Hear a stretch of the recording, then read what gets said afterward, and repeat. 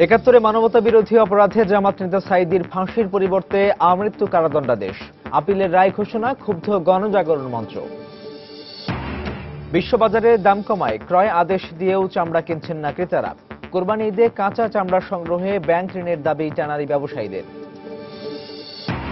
এবং রাজধানীতে কোরবানির পশুর হাট বসবে 18টি স্থানে। দরপত্র দেওয়ার আগেই লালবাগ মাঠে তৎপরতা চালাচ্ছে একটি চক্র।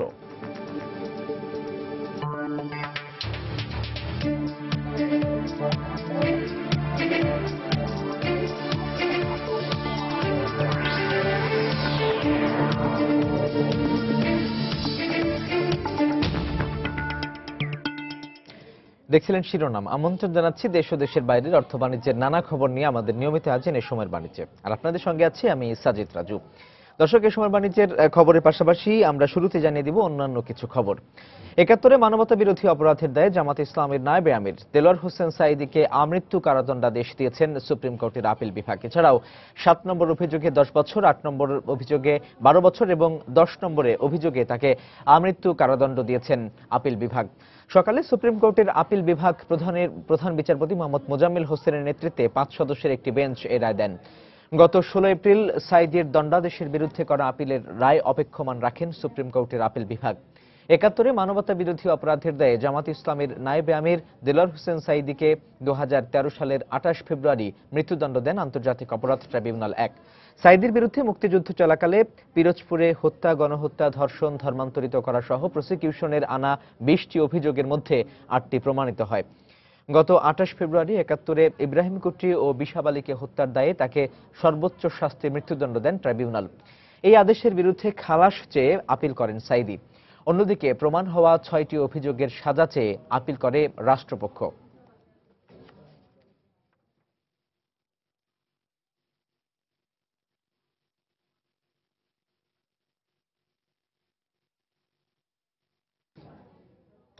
দর্শক, এই মুহূর্তে সুপ্রিম কোর্ট এলাকায় আছেন আমাদের সহকর্মী ওমর ফারুক। আমরা তার কাছ থেকে জেনে নেব সেখানকার সব শেষ পরিস্থিতি। ওমর,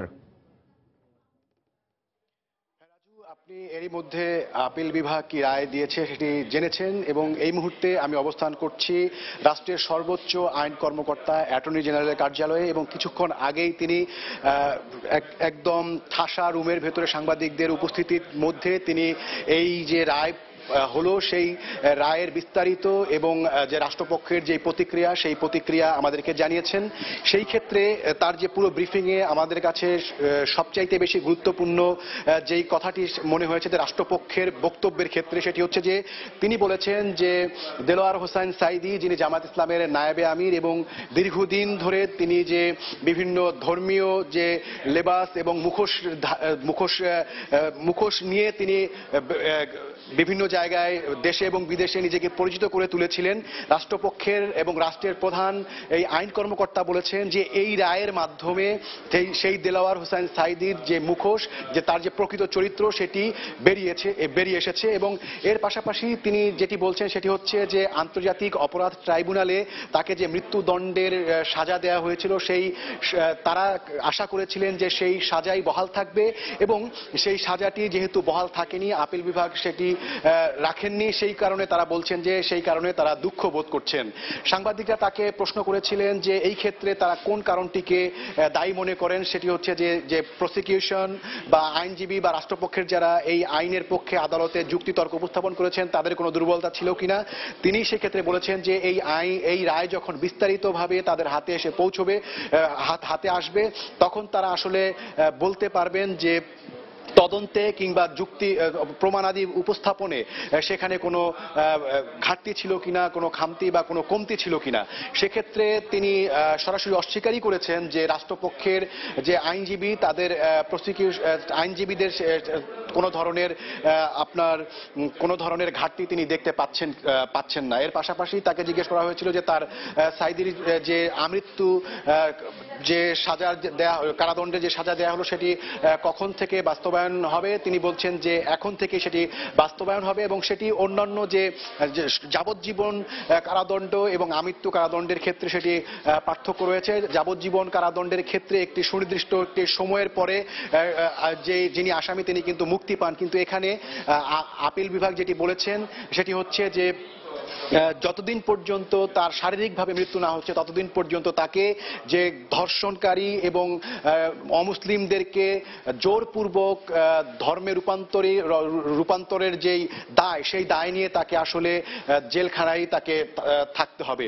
এর পাশাপাশি তাকে জিজ্ঞেস করা হয়েছিল যে আসামি পক্ষ থেকে যে দাবি করা হচ্ছে যে তারা যে আপিল হয়েছে সেটি রিভিউ বা পর্যালোচনার আবেদন জানাবেন। তিনি বলছেন যে এই যে বিশেষ আইনে, আন্তর্জাতিক অপরাধ ট্রাইব্যুনালের যে আইনি বিচার চলছে সেই আইনে কোনোভাবেই রিভিউ করার কোনো ধরনের সুযোগ নেই। সেই কারণে রাষ্ট্রপক্ষ থেকেও তারা কোনো ধরনের রিভিউর আবেদন করবেন না এবং আসামি পক্ষ যে বলছে যে তারা রিভিউ আবেদন করবেন, তিনি বলছেন যে সেই ক্ষেত্রে কোনো ধরনের সুযোগ নেই। রাজু, এই পাশাপাশি আপনাদেরকে আমি যেটি জানিতে চাই সেটি হচ্ছে যে রায়ের সম্পর্কে তিনি যেই বিস্তারিত তুলে ধরেছেন তার কিছু বিবরণও আমি তুলে ধরতে চাই। আপনি জানেন যে আন্তর্জাতিক অপরাধ ট্রাইব্যুনালের যেখানে বিচার হয়েছে সেখানে রাষ্ট্রপক্ষের প্রসিকিউশনের পক্ষ থেকে 20টি অভিযোগ তোলা হয়েছিল এবং সেই 20টি অভিযোগের ভেতরে 8টি অভিযোগকে সন্দেহাতীতভাবে প্রমাণিত হয়েছে বলে আন্তর্জাতিক অপরাধ ট্রাইব্যুনাল বলেছিলেন এবং সেক্ষেত্রে 8 এবং 10 নম্বর যে অভিযোগ, 8 এবং 10 নম্বর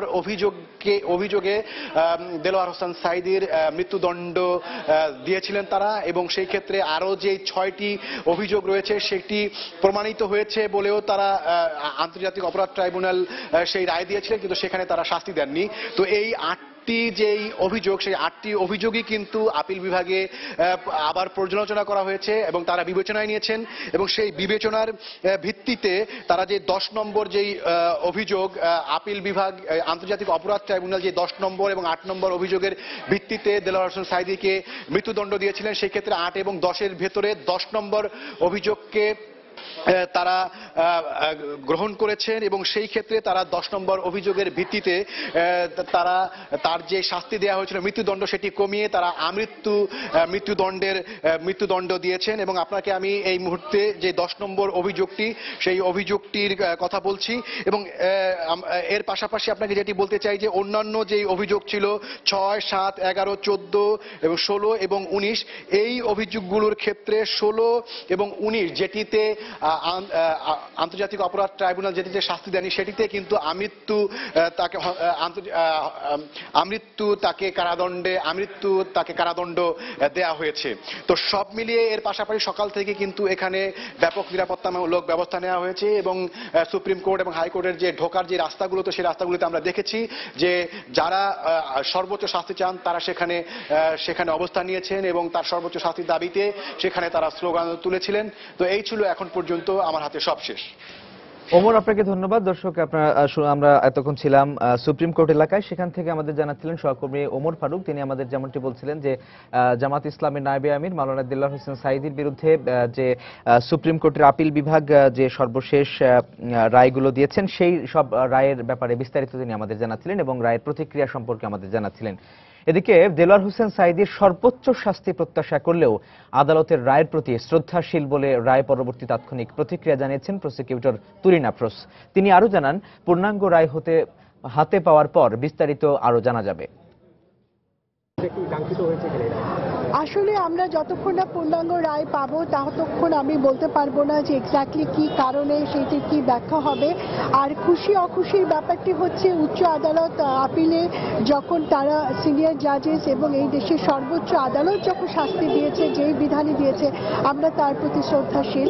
তবে পূর্ণাঙ্গ রায় পেলে হয়তো আমরা বুঝতে পারবো যে সেখানটাতে আমাদের কোনো প্রসিকিউশনের কোনো দুর্বলতা রয়েছে কিনা বা এভিডেন্সের কোনো ইনক্যাপাসিটি বা ইনঅ্যাডিকুয়েসি ছিল কিনা, সেগুলো আমরা পূর্ণাঙ্গ রায় পেলে বিস্তারিত নিজেরাও জানতে পারবেন। আর অন্যদিকে দেলোয়ার হোসেন সাঈদী ন্যায় বিচার পাননি বলে মন্তব্য করেছেন আসামি পক্ষের আইনজীবী খন্দকার মাহবুব উদ্দিন। রায় পরবর্তী তাৎক্ষণিক প্রতিক্রিয়ায় তিনি একথা বলেন। এছাড়াও তিনি আরো জানিয়েছেন রায়ের বিরুদ্ধে প্রিভিউ আবেদন করবেন।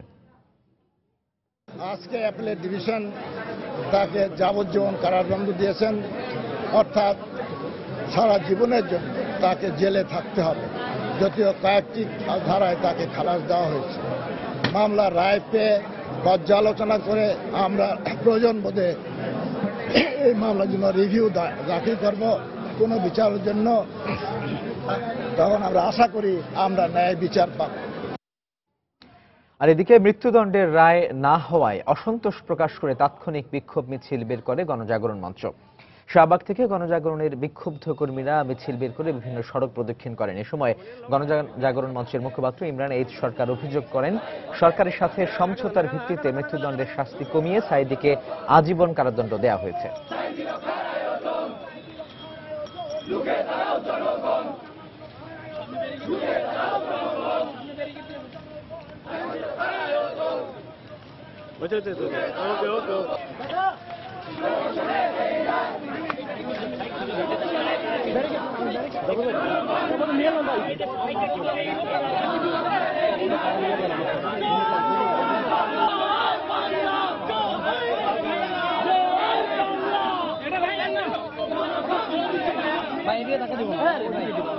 যুদ্ধাপরাধীদেরকে নতুনভাবে পুনর্বাসন করবার জন্য এই রায় দেয়া হয়েছে।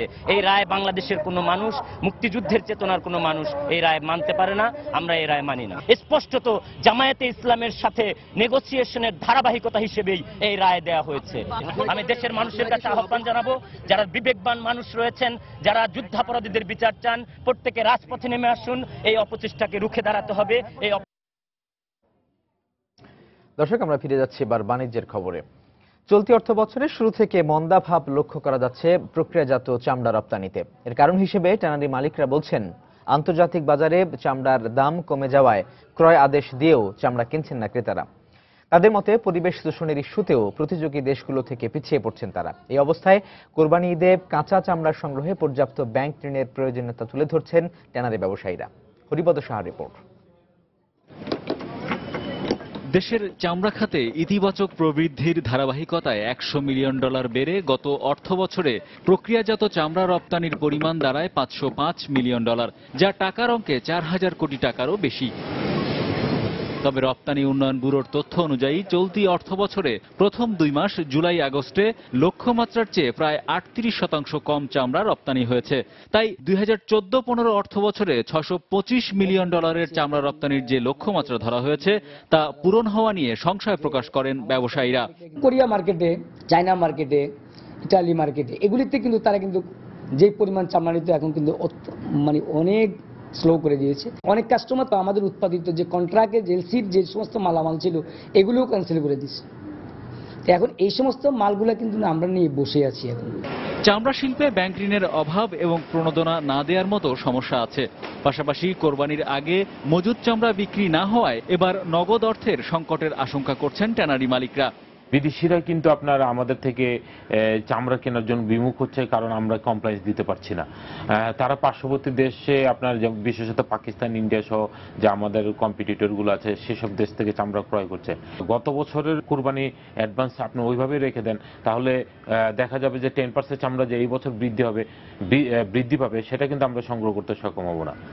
গত বছর আন্তর্জাতিক বাজারে ভালো দাম পাওয়ায় লক্ষ্যমাত্রার চেয়ে বেশি রপ্তানি আয় সম্ভব হলেও ট্যানারি মালিকরা বলছেন এবার পরিস্থিতি উল্টো। তাই দামের ব্যাপারে ফরিয়াদের কোরবানির চামড়া সংগ্রহে সতর্ক থাকার পরামর্শ তাদের। হরিপদ সাহা, সময় সংবাদ, ঢাকা। দর্শক, এবার আপনাদের জানিয়ে দেব ঢাকা স্টক এক্সচেঞ্জ ডিএসসির লেনদেন পরিস্থিতি। আর ডিএসসির লেনদেন পরিস্থিতি জানিয়ে দিতে আপনাদের নিয়ে যাচ্ছি ঢাকা স্টক এক্সচেঞ্জ ডিএসসির যে অফিসিয়াল ওয়েবসাইট dscbd.org-তে। আমরা দেখতে পাচ্ছি যে গতকাল যে লেনদেন পরিস্থিতি ছিল, 3টি সূচক ডিএসসির যে 3টি সূচক ডিএসসি এক্স, এস এবং 30 বাছাই সূচক, এই 3টির কিন্তু ঊর্ধ্বমুখী প্রবণতার মধ্য দিয়ে গতকাল লেনদেন শেষ হয়েছিল এবং আজও কিন্তু সকালের শুরুতেই এই ঊর্ধ্বমুখী প্রবণতার মধ্য দিয়েই আজকের দিনের লেনদেন শুরু হয়েছে। এখন পর্যন্ত ডিএসসি এক্স এর সূচক কিন্তু 80 পয়েন্ট বেড়ে এখন দাঁড়িয়েছে 4839 পয়েন্টে। ডিএসসি সরিয়া ইন্ডেক্স যেটি, এটির কিন্তু 22 পয়েন্ট বেড়ে এখন দাঁড়িয়েছে 1148 পয়েন্টে এবং বাছাই সূচক ডিএসসি 30 ইন্ডেক্স কিন্তু 39 পয়েন্ট বেড়ে এখন দাঁড়িয়েছে 1898 পয়েন্টে। এখন পর্যন্ত লেনদেন হয়েছে ঢাকা স্টক এক্সচেঞ্জ ডিএসসিতে, সেটি হচ্ছে 254 কোটি টাকার লেনদেন হয়েছে। এর মধ্যে 189টি কোম্পানির দাম বেড়েছে, আর কমেছে 25টি কোম্পানির শেয়ারের দাম, এবং অপরিবর্তিত রয়েছে 33টি কোম্পানির শেয়ারের দাম। আমরা যদি সূচকটি লক্ষ্য করি তাহলে কিন্তু দেখা যায় সকাল 10:30টায় যে লেনদেন শুরু হয়েছিল এখন পর্যন্ত সেই সূচকের ধারাবাহিকতা, ঊর্ধ্বমুখী প্রবণতার যে ধারাবাহিকতা সেটি কিন্তু এখন অব্যাহত রয়েছে। আমরা যদি আপনাদেরকে সর্বশেষ মার্কেট আপডেট জানিয়ে দেই তাহলে মার্কেটে আজকে লেনদেন হওয়া কোম্পানিগুলোর মধ্যে টপ 20-তে যারা রয়েছে তাদের মধ্যে তাদের খবরগুলো আপনাদের যদি জানাই তাহলে আমরা দেখব যে শুরুতেই যে কোম্পানিগুলো রয়েছে টপ 20-তে, সেই টপ 20-র মধ্যে আজকে আমাদের টপ 20-র শেয়ারগুলো আমি আপনাদের জানিয়ে দিচ্ছি।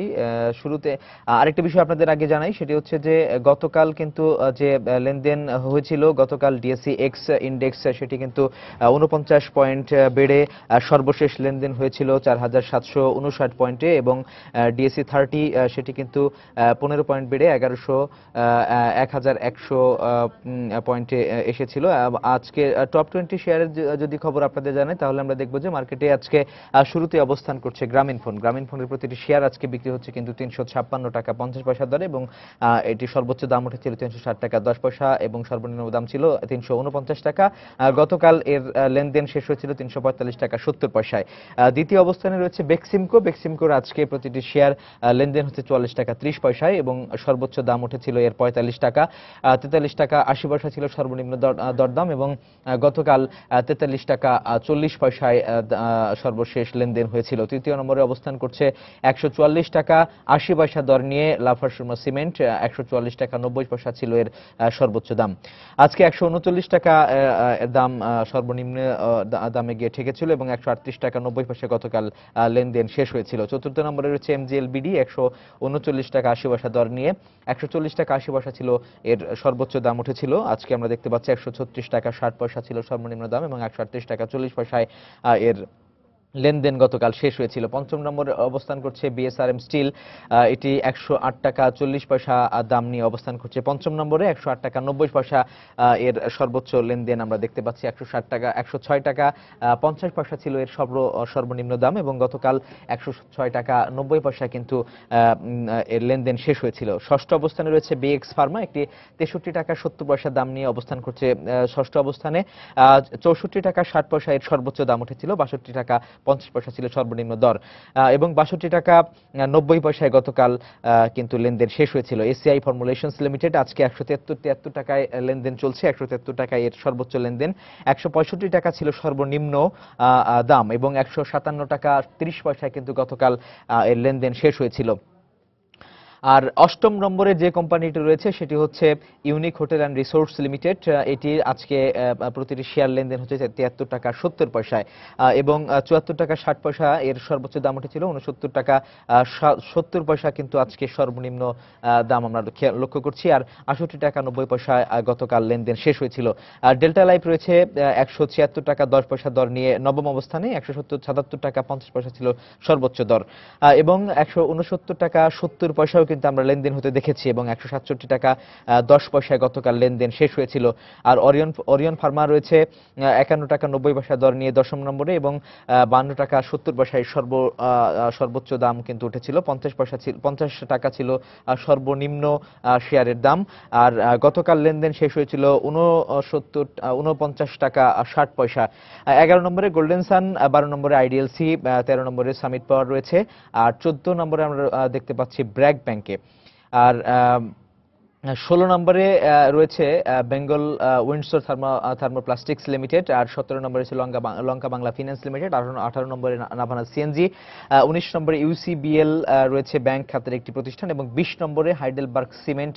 এই মোটামুটি 20টি কোম্পানির লেনদেনের খবর আমরা আজকে আপনাদেরকে জানিয়ে দিলাম। এখন পর্যন্ত সূচকের সর্বশেষ আপডেট যদি আপনাদেরকে দিই তাহলে 96 সূচক কিন্তু 96 পয়েন্ট বেড়ে এখন 4855-তে অবস্থান রয়েছে। ডিএসসি এক্স, ডিএসসি 30 বাছাই সূচক রয়েছে 42 পয়েন্ট বেড়ে 1900 মানে 1900-তে, এবং ডিএসসি এস যেটি সরিয়া ইন্ডেক্স সেটিও কিন্তু 22 পয়েন্ট বেড়ে এখন 1148 পয়েন্টে অবস্থান করছে। এখন পর্যন্ত 299 কোটি টাকার লেনদেন কিন্তু আজকে আমরা ডিএসসি এখন পর্যন্ত দেখতে পাচ্ছি। দর্শক, মোটামুটি এই ছিল ঢাকা স্টক এক্সচেঞ্জ টিএসসি এর লেনদেনের সর্বশেষ খবরাখবর। চলে যাচ্ছি পরের খবরে। রাজধানীতে এবার কোরবানির পশুর হাট বসবে 18টি স্থানে। ঢাকা দক্ষিণ সিটি কর্পোরেশনে আরমানিটোলা এবং উত্তরে তালতলা ও তেজগাঁও পলিটেকনিক মাঠে এবার হাট বসাবে না কর্তৃপক্ষ। অন্যদিকে লালবাগ মাঠে দরপত্র দেওয়ার আগেই ইজারাদার পরিচয়ে তৎপরতা চালাচ্ছে একটি চক্র। মিজানুর রহমান কবিরের রিপোর্ট। দীর্ঘদিন যাবৎ পুরনো ঢাকার অন্যতম বড় কোরবানির পশুর হাট হিসেবে পরিচিত হলেও এবার আরমানিটোলা মাঠে কোনো হাট বসছে না। এর পরিবর্তে বেরিবাঁধ সংলগ্ন লালবাগে হাজী দেলোয়ার হোসেন খেলার মাঠ এবং কামরাঙ্গীরচরে বসবে আরেকটি হাট। দক্ষিণ সিটি কর্পোরেশন জানায় দুইবারের দরপত্রে ভালো দাম না ওঠায় 4টি হাটে তৃতীয়বারের মতো পূর্ণ দরপত্র আহ্বান করেছেন তারা। অথচ লালবাগে নিজেদের সরকার দলীয় লোক পরিচয় দিয়ে ইজারা পাবার দাবি করছেন স্থানীয় কয়েকজন। টেন্ডার অবশ্যই হয়েছে, টেন্ডার না হইলে এত কিছু আমরা করতেছি না। টার্গেটের লোক আমরা টোটাল 50,000 গরু আমাদের এখানে আসবে। এটা তৃতীয়বারের মধ্যে রিটেন্ডার করা হয়েছে এবং আগামী 23 তারিখে এই টেন্ডার ওপেন করা হবে। তবে সাম্প্রতিক বছরগুলোর তুলনায় ভালো দাম পাওয়ায় বাকি 7টি হাটের ইজারাদার পেয়েছে দক্ষিণ সিটি কর্পোরেশন। দক্ষিণাঞ্চলের লোকজনের মুভমেন্টের কথা বিবেচনা করে এবার আমরা সিদ্ধান্ত নিয়েছি আরমানিটোলা গরুর হাটটি এবার আমরা দেব না এবং আমরা টেন্ডার আহ্বান করিনি। মোট এবার আমাদের হাটের সংখ্যা 11টি। অন্যদিকে বিগত বছরগুলোতে স্থানীয় অধিবাসীদের সমস্যা, রাস্তা জুড়ে যানজট সহ অন্যান্য জনদুর্ভোগের কারণে তালতলায় এবং মাঠ উপযোগী না থাকায় তেজগাঁও পলিটেকনিকে হাট বসবে না। বনানী রেললাইন, আগারগাঁও বাজার, আজমপুর, মেরাদিয়া, বনরূপা সহ মোট 7টি স্থানে হাট ইজারা দেবে উত্তর সিটি কর্পোরেশন। গতবার যে রেভিনিউ কালেকশন হয়েছে তার থেকে এবারে প্রত্যেক হাটেই বেশি হয়েছে। তেজগাঁও পলিটেকনিক কলেজটাকে আমরা হাট বন্ধ করে দিয়েছি। বছর আমরা তালতলা গরুর হাট বসাচ্ছি না। এদের 3 দিন আগে থেকেই 3 দিনের মধ্যেই বেচাকেনা সব শেষ হয়ে যায়। এছাড়া অন্যান্য বছরের মতো এবারও গাবতলীতে কোরবানির পশুর স্থায়ী হাট থাকবে। তবে আগামী 23 সেপ্টেম্বরের পর হাটের সংখ্যা ও সংশ্লিষ্ট বিষয়ে চূড়ান্ত সিদ্ধান্ত পাওয়া যাবে বলে জানায় কর্তৃপক্ষ। মিজানুর রহমান কবির, সময় সংবাদ, ঢাকা। দর্শক, এবার জানিয়ে দিচ্ছি আন্তর্জাতিক বাজারে আজ কোন পণ্য কেমন দামে বিক্রি হচ্ছে তার খবর। বিশ্ববাজারে আজ প্রতি ব্যারেল জ্বালানি তেল বিক্রি হচ্ছে $98.97 দরে। প্রতি আউন্স স্বর্ণ 1238.75 এবং রূপা প্রতি আউন্স বিক্রি হচ্ছে $18.75। আন্তর্জাতিক বাজারে আজ প্রতি পাউন্ড সয়াবিন তেল বিক্রি হচ্ছে $32.81 দরে। প্রতি টন চিনি $482.40 এবং প্রতি বুশেল গম বিক্রি হচ্ছে $496.25। এছাড়া প্রতি পাউন্ড কফি 180.60 প্রতি পাউন্ড তুলা 68.28 এবং প্রতি বুশেল ভুট্টা পাওয়া যাচ্ছে 343.75 দরে। এবারে জানাবো দেশের মুদ্রা বাজারের খবর। সোনালী ব্যাংকের ওয়েবসাইটে পাওয়া তথ্য অনুযায়ী আজ দেশের ব্যাংকগুলোতে মার্কিন ডলার কেনা হচ্ছে 78 টাকা ও বিক্রি হচ্ছে 79 টাকা 50 পয়সা দরে। ইংল্যান্ডের মুদ্রা পাউন্ড কেনা হচ্ছে 121 টাকা 80 পয়সা এবং বিক্রি হচ্ছে 125 টাকা 80 পয়সা দরে। একক মুদ্রা ইউরো কেনা হচ্ছে 97 টাকা 5 পয়সা এবং বিক্রি হচ্ছে 101 টাকা 5 পয়সা দরে। এছাড়া ভারতীয় মুদ্রা রুপির ক্রয় মূল্য 1 টাকা 19 পয়সা এবং বিক্রয় মূল্য 1 টাকা 29 পয়সা। দেশে আজ সৌদি আরবের মুদ্রা রিয়াল কেনা হচ্ছে 20 টাকা এবং বিক্রি হচ্ছে 21 টাকা দরে। সংযুক্ত আরব আমিরাতের মুদ্রা দিরহাম কিনতে খরচ পড়ছে 18 টাকা আর বিক্রি হচ্ছে 19 টাকা 20 পয়সা দরে। মালয়েশিয়ার মুদ্রা রিঙ্গিত কেনা হচ্ছে 23 টাকা এবং বিক্রি হচ্ছে 24 টাকা 50 পয়সায়। সিঙ্গাপুরের ডলার 61 টাকা 50 পয়সায় কেনা হচ্ছে আর বিক্রি হচ্ছে 63 টাকা 50 পয়সায়। দর্শক, আপনারা জানেন সারা দেশ জুড়ে চলছে আয়কর মেলা আর আয়কর মেলার আজ দ্বিতীয় দিন। এই মেলার খবর জানতে আমরা সরাসরি চলে যাচ্ছি রাজধানীর বেইলি রোডের অফিসার্স ক্লাবে। সেখানে আছেন আমাদের সহকর্মী সানবীর রূপল। আজ দ্বিতীয় দিন আর দ্বিতীয় দিনের সকাল থেকে যে মেলাটি শুরু হয়েছে অফিসার্স ক্লাবে, সেই অফিসার্স ক্লাবের এই মেলাটি কিন্তু বেশ জমজমাট একটা অবস্থা আমি দেখতে পেয়েছি। সকাল থেকে যদিও তুলনামূলক একটু লোক কম ছিল, তবে এখন আস্তে আস্তে কিন্তু লোক সংখ্যা বাড়ছে এবং যতই সময় করাবে হয়তো লোক সংখ্যা আরও বাড়বে। এবং আপনি জানেন যে অফিসের যে সময়টি, সেই অফিসের সময়টি এবং অফিসের সময় যে পরে বিশেষ করে একটু ভিড় বেশি দেখা যায়। আর এবার আয়কর মেলা শুধুমাত্র ঢাকাতে নয়, ঢাকার বাইরে অর্থাৎ সারা দেশেই কিন্তু আয়কর মেলার আয়োজন করা হয়েছে। যদিও আয়কর মেলার যে বিভাগীয় শহরগুলো সেগুলোতে 7 দিন করে এবং অন্যান্য যে জেলা শহরগুলো আছে সেই জেলা শহরগুলোতে 4 দিন করে মেলা করা হবে। এবং এই মেলার যে উদ্দেশ্য সেটি 1,500 কোটি টাকার একটি টার্গেট বা লক্ষ্যমাত্রা ধরা হয়েছে, হয়তো যে আয়কর রিটার্ন বা আয়কর থেকে রাজস্ব আয় করা। তবে এই রাজস্ব আয় করা কিন্তু এই মেলার মুখ্য উদ্দেশ্য নয়। তবে আয়করের এই রাজস্ব আদায়ের লক্ষ্যমাত্রার কাছাকাছি যদি থেকেও তারা যদি গ্রাহক সেবা বাড়াতে পারে তবে সেটি তাদের লক্ষ্যমাত্রা। তবে গতবার আমি যে মেলাটিতে আয়োজন করেছিল রাজস্ব বোর্ড, তবে গতবার সেই রাজস্ব বোর্ডের পক্ষ থেকে বলা হয়েছিল যে প্রায় 5 লাখের বেশি সংখ্যক করদাতা যারা নতুন এবং পুরাতন তারা সবাই মিলে নতুন এবং পুরাতন সবাই মিলে আয়কর দিয়েছেন এবং আয়কর রিটার্নের জমা দিয়েছেন এবং এই তাদের গ্রাহক সেবার সংখ্যা ছিল 5 লাখ বা তার বেশি। তো এবার কিন্তু তারা সেই সংখ্যাটি ছাড়িয়ে যেতে চাইছে। এই রাজস্ব বোর্ডের যে কর্মকর্তারা আছেন তারা আমাদের জানিয়েছেন যে তারা এবার হয়তো 2 গুণ বা 3 গুণ বেশি গ্রাহক তাদেরকে সেবা দিতে চেয়েছেন।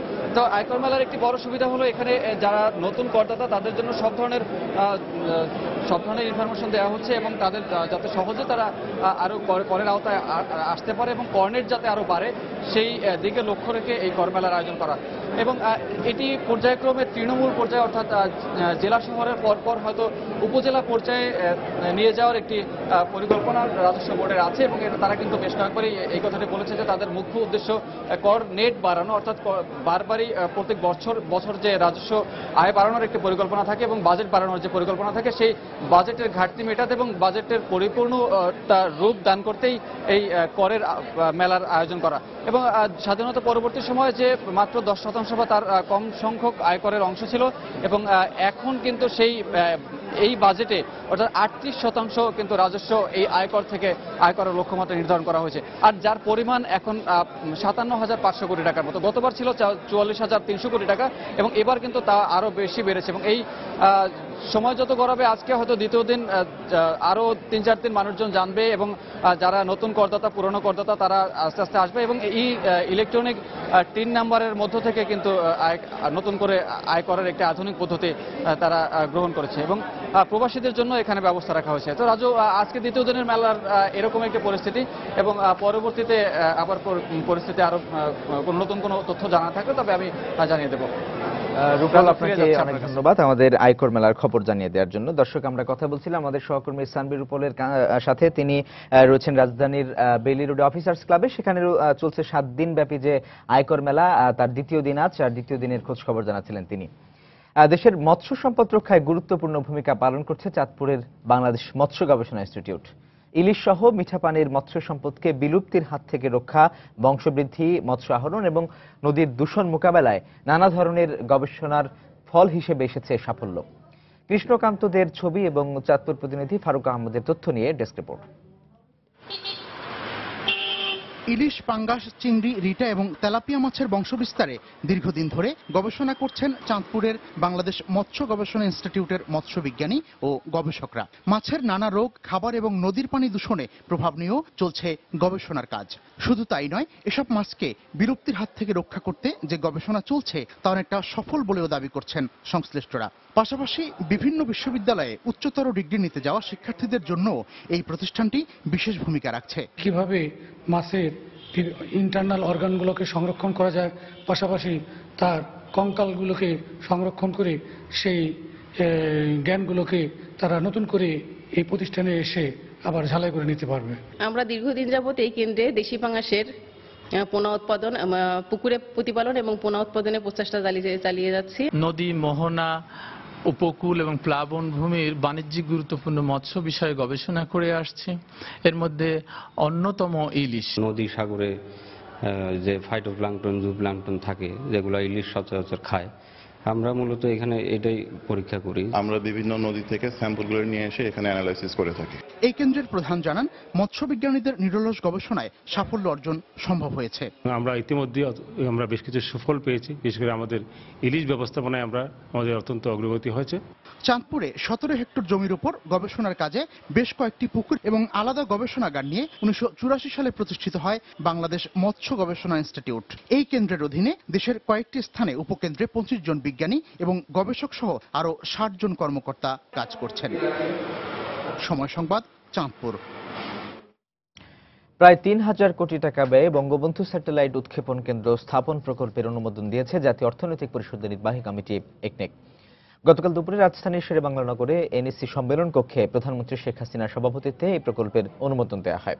বৈঠক শেষে সংবাদ সম্মেলনে পরিকল্পনা মন্ত্রী আহম মোস্তফা কামাল বলেন, বঙ্গবন্ধু স্যাটেলাইট কেন্দ্র নির্মিত হলে দেশের প্রত্যন্ত অঞ্চলের মানুষের সঙ্গে এর সুফল পাবে স্যাটেলাইট টেলিভিশন চ্যানেলগুলো। সভায় 4296 কোটি টাকার 6টি প্রকল্পের অনুমোদন দেওয়া হয়। এর মধ্যে রয়েছে রেল বগি ক্রয়, তামাবিল বন্দরের উন্নয়ন, মৎস্য ও পশু সম্পদ উন্নয়ন এবং খুলনা শহরের বিদ্যুৎ ব্যবহারকারীদের জন্য প্রিপেইড মিটার সংযোজন প্রকল্প।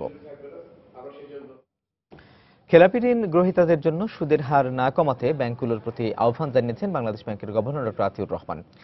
মঙ্গলবার সন্ধ্যায় রাজধানীতে আইসিটি অবকাঠামো খাতে দেয়া এক ঋণ চুক্তি অনুষ্ঠানে তিনি এই আহ্বান জানান। এ সময় 3টি বাণিজ্যিক ব্যাংক এবং 3টি আর্থিক প্রতিষ্ঠানের মধ্যে প্রায় 153 কোটি টাকার ঋণ চুক্তি স্বাক্ষরিত হয়। 8% সুদ দেয়া এই ঋণ ঢাকা, চট্টগ্রাম সহ বিভিন্ন সরকারি অফিসে ফাইবার অপটিক সংযোগ স্থাপন এবং আইসিটি উন্নয়নে ব্যয় করা হবে। এ সময় গভর্নর বলেন, স্বল্পমেয়াদী আমানতের কারণে ব্যাংকগুলো অবকাঠামো খাতে দীর্ঘমেয়াদী বিনিয়োগ করতে উৎসাহ পায় না। এই জটিলতা এড়াতে প্রতিবেশীদের মতো পেনশন ফান্ড চালু করা জরুরি।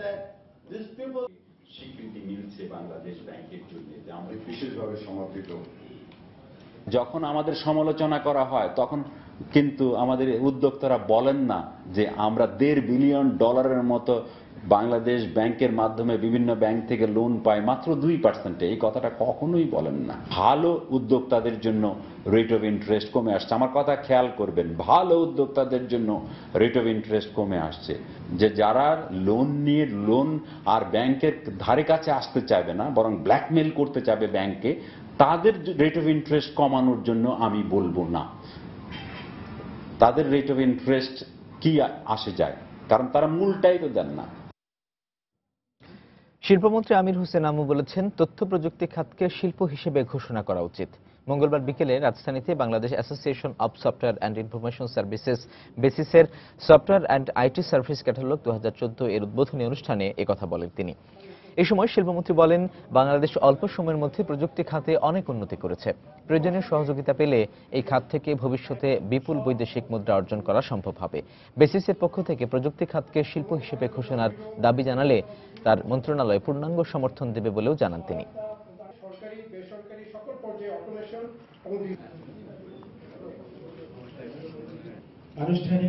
এবার দেশের বাইরের অর্থ বাণিজ্যের খবর। ইউক্রেন ইস্যু, মধ্যপ্রাচ্য সমস্যা এবং স্কটল্যান্ডের স্বাধীনতার দাবিতে অস্থিতিশীল হয়ে উঠেছে বিশ্ব অর্থনীতি, যার ফলে বিভিন্ন দেশকে তাদের চলতি বছরের প্রবৃদ্ধির লক্ষ্যমাত্রা পুনর্নির্ধারণ করতে হচ্ছে বলে জানিয়েছে অর্থনৈতিক সহযোগিতা ও উন্নয়ন সংস্থা OECD। ইউরো অঞ্চলের প্রবৃদ্ধি লক্ষ্যমাত্রা কমিয়ে ধরা হয়েছে 0.8%, যা মেতে ছিল 1.2%, আর যুক্তরাজ্যের লক্ষ্যমাত্রা 0.1% কমিয়ে ধরা হয়েছে 3%, এবং জাপানের লক্ষ্যমাত্রা 1.2% থেকে কমানো হয়েছে 0.9%। তবে চীন তাদের লক্ষ্যমাত্রা 7.4% থেকে কমাননি বলে জানিয়েছে OECD। এদিকে ভারতের নতুন সরকার পুনর্গঠনমূলক কার্যক্রম হাতে নেয় প্রবৃদ্ধির লক্ষ্যমাত্রা 4.9% থেকে বাড়িয়ে 5.7% করেছে বলে জানিয়েছে এই সংস্থাটি। মূল্যস্ফীতি সহনীয় পর্যায়ে আসতে শুরু করেছে বলে জানিয়েছেন ভারতের কেন্দ্রীয় ব্যাংক রিজার্ভ ব্যাংক অব ইন্ডিয়ার চেয়ারম্যান রাঘুরাম রাজন। তিনি আরো বলেন, বিশ্ববাজারে জ্বালানি তেলের দাম কমায় ভারত সরকারের এখন শিগগিরই ডিজেলে ভর্তুকি বন্ধ করে দেওয়া জরুরি। মঙ্গলবার দেশটির federation of chamber of commerce and industry FCCI এর প্রতিনিধিদের সাথে এক বৈঠকে একথা বলেন তিনি। উৎপাদন খাতের কার্যক্রম বাড়ায় বর্তমানে বিশ্বের তৃতীয় বৃহত্তম এই দেশের সামষ্টিক অর্থনীতির সূচক বেশ ভালো অবস্থায় রয়েছে বলেও মন্তব্য করেন তিনি। কর্মচারীদের অন্য স্থানে বদলি করে দেওয়ার প্রতিবাদে বিক্ষোভ করছে ফরাসি এয়ারলাইন্স কোম্পানি এয়ার ফ্রান্সের পাইলটরা। বিক্ষোভকারীদের অভিযোগ, মতামত ছাড়াই কম বেতনে তাদের ইউরোপের ট্রান্সভিয়া এয়ারলাইন্সে বদলি করে দেওয়া হচ্ছে। বদলি বন্ধ না করা হলে এই বিক্ষোভ 1 সপ্তাহ চলবে বলেও জানিয়েছেন তারা। এদিকে এই বিক্ষোভের কারণে বিমান চলাচল বন্ধ থাকায় গত 2 দিনে এয়ারলাইন্সটির অন্তত 60% ফ্লাইট বাতিল হয়েছে বলে জানিয়েছে কর্তৃপক্ষ। তাই যাত্রীদের ভোগান্তির পাশাপাশি দৈনিক 1 থেকে 1.5 কোটি ইউরো লোকসান গুনতে হচ্ছে এয়ার ফ্রান্সকে। তবে কর্মচারীদের বদলির সিদ্ধান্তে অনড় থেকে এয়ার ফ্রান্স কর্তৃপক্ষ জানিয়েছে, শুধুমাত্র তাদের কথাই বিবেচনা করা হবে যারা ট্রান্সভিয়ায় কাজ করতে সম্মতি জানিয়েছেন। এদিকে মুনাফা কম হওয়ায় কর্মচারীদের বেতন কমানোর সিদ্ধান্ত নিয়েছে জার্মানির লুফথানসা এয়ারলাইন্স। এই সিদ্ধান্তের প্রতিবাদে চতুর্থবারের মতো ফ্রাঙ্কফুর্টে বিক্ষোভ করছে প্রতিষ্ঠানটির কর্মচারীরা। দর্শক, সাইদির আপিলের রায়কে কেন্দ্র করে শাহবাগে অবস্থান নিয়েছে গণজাগরণ মঞ্চের 2টি অংশ। সেখানে আছেন আমাদের রিপোর্টার জাফর সাদিক। আমরা তার কাছ থেকে জেনে নিচ্ছি সেখানকার সবশেষ খবর। জাফর।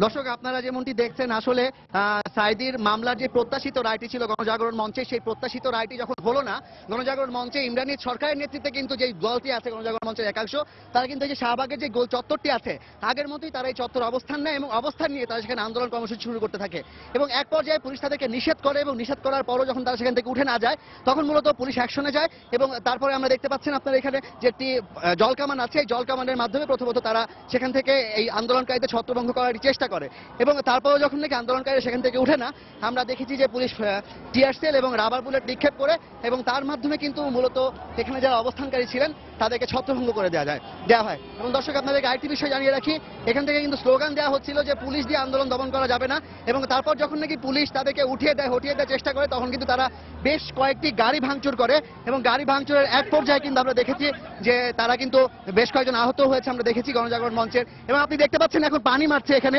আন্দোলনকারীদের মিছিলকে উদ্দেশ্য করে, আপনারা দেখতে পাচ্ছেন যে জল কামান দিয়ে পানি নিক্ষেপ করা হচ্ছে।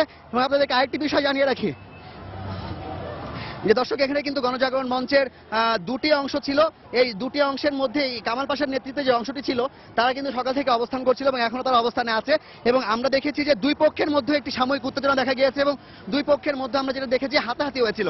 তো দর্শক আপনারা দেখতে পাচ্ছেন এখন পুলিশ অ্যাকশনে গিয়েছে এবং একই সাথে সেখানে কিন্তু গণজাগরণ মঞ্চের যারা কর্মীরা আছে তাদেরকে কিন্তু ছত্রভঙ্গ করে দেওয়া হচ্ছে জল কামানের মাধ্যমে। তো এখন পর্যন্ত কিন্তু গণজাগরণ মঞ্চ শাহবাগের যে অবস্থান কর্মসূচি দিয়েছিল তা মোটামুটি পণ্ডই বলা যায় পুলিশি বাধার মুখে। আপনারা দেখতে পাচ্ছেন যে এই যে প্রায় আজিজ সুপার মার্কেটের সামনে কিন্তু জল কামান দিয়ে পানি দিয়ে ছিটিয়ে তাদেরকে কিন্তু সরিয়ে দেওয়া হলো। দর্শক আমরা যদি এবার একটু শাহবাগের দিকে দেখাই তাহলে আমরা দেখতে পারবো গণজাগরণ মঞ্চ অবস্থান নেওয়ার পর যান চলাচল বন্ধ হয়ে গিয়েছিল এবং প্রায় 1 ঘন্টা যান চলাচল বন্ধ থাকে এবং 1 ঘন্টা যান চলাচল বন্ধ থাকার পর যখনই কিনা পুলিশ অ্যাকশনে যায় তখন গাড়িগুলো যখন নাকি রানিং এ যায় তখন কিন্তু আমরা দেখতে পেয়েছি যে সেখানে গণজাগরণ মঞ্চের কয়েকজন কর্মী এবং আরো অনেকেই ছিলেন যারা কিনা মূলত এখানে বিভিন্ন ইট পাটকেল নিক্ষেপ করেন এবং বাসগুলোতে তারা ইট পাটকেল মারার মাধ্যমে বেশ কয়েকটি বাস তারা ভাঙচুর করেন। এবং একই সাথে আমরা কিন্তু এটাও দেখেছি যে এখানে গণজাগরণ মঞ্চের কয়েকজন কর্মী যারা কিনা টিয়ার সেলের আঘাতে এবং একই সাথে টিয়ার সেলের যে ধোঁয়া আছে সেই ধোঁয়ায় আহত হয়েছেন, এখানে নারী সহ বেশ কয়েকজন কর্মী আহত হয়েছেন। এবং আমরা আরো দেখেছি যে গণজাগরণ মঞ্চের কর্মীরা তারা কিন্তু পুলিশকে লক্ষ্য করেও ইট পাটকেল ছুড়েছেন এবং এই মুহূর্তে বলা যায় যে পুলিশ শাহবাগ চত্বরের যান চলাচল মোটামুটি স্বাভাবিক করে দিয়েছে এবং এখন কিন্তু এখান দিয়ে যান চলাচল করছে। তো আরেকটি বিষয় আপনারা এখন দেখতে পাচ্ছেন যে পুলিশের অ্যাকশন, এখানে পুলিশ দাঁড়িয়ে আছে এবং একই সাথে ইমরানি সরকারের নেতৃত্বে গণজাগরণ মঞ্চের যে অংশটি ছিল সেই অংশটিকে কিন্তু শাহবাগ চত্বর থেকে হটিয়ে দেওয়া হয়েছে।